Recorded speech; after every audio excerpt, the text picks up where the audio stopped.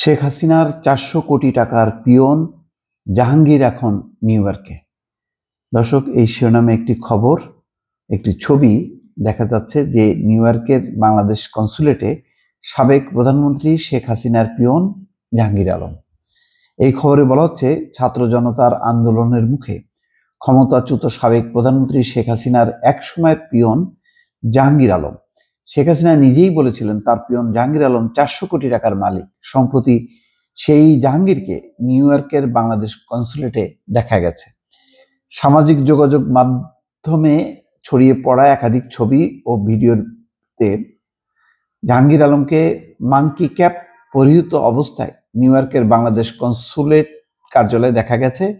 ৪০০ কোটি টাকার বেশি লোপাট করে পরিবার সহ আমেরিকা পাড়ি জমানো জাহাঙ্গীর এই সময় কখনো টুপি পরে নিজের মাথা সহ মুখ ঢাকার চেষ্টা করলেও গোপন ক্যামেরায় তিনি ঠিকই ধরা পড়ে যান। এখন সবাই দেখবেন যে মাস্ক পরছে, তারপরে মাঙ্কি ক্যাপ, নানাভাবে নিজের মুখটাকে আড়াল করার চেষ্টা করছে। পরিবর্তিত রাজনৈতিক প্রেক্ষাপট এমন একটি পরিস্থিতি তৈরি করছে অনেককে। এরকম ৪০০ কোটি টাকা, কেউ ৫০০ কোটি টাকার মালিক, ১০০০ কোটি টাকার মালিক, শুধু টাকা আর টাকা। যেটাই হিসাব যে প্রতি বছর কমপক্ষে ২ লাখ কোটি টাকা বিদেশে পাচার হয়েছে, যা ডলারের অঙ্ক হচ্ছে $১৬ বিলিয়ন। $১৬ বিলিয়ন তো এইভাবেই। এই জন্যই তো কেউ ৪০০ কোটি টাকার মালিক, কেউ ৫০০ কোটি টাকার মালিক, ১০০০ কোটি টাকার মালিক। কত মানুষকে শেখ হাসিনা দুর্নীতি অনিয়মের মাধ্যমে যে কোটিপতি করেছে তার কোনো সংখ্যা নেই।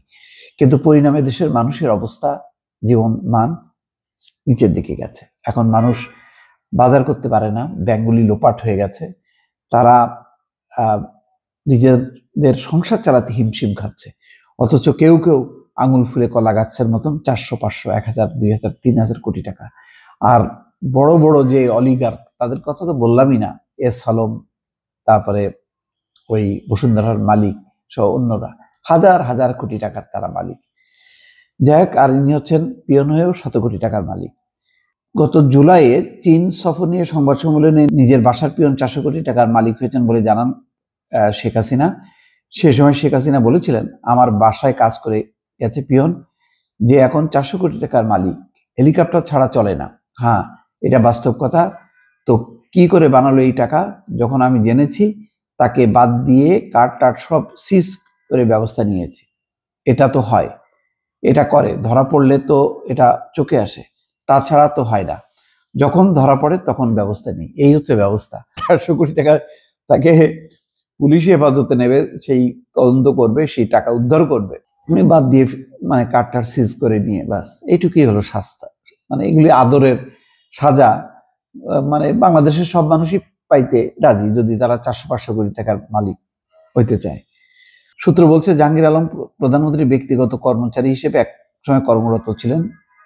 ২০০৯ থেকে ২০১৮ সালে ২ মেয়াদের পুরোটা সময় এবং প্রধানমন্ত্রীর টানা ৩য় মেয়াদের সময়েও কিছু সময় ছিলেন।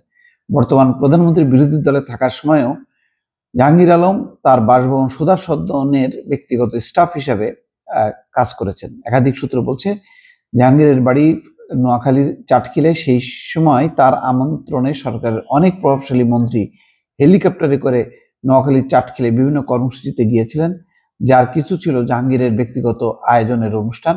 একই সময়ে প্রধানমন্ত্রীর আরেক পিয়ন আব্দুল মান্নানকেও চাকরিচ্যুত করা হয়েছিল, তবে তার বিরুদ্ধে হেলিকপ্টার ব্যবহারের কোনো সংবাদ পাওয়া যায়নি।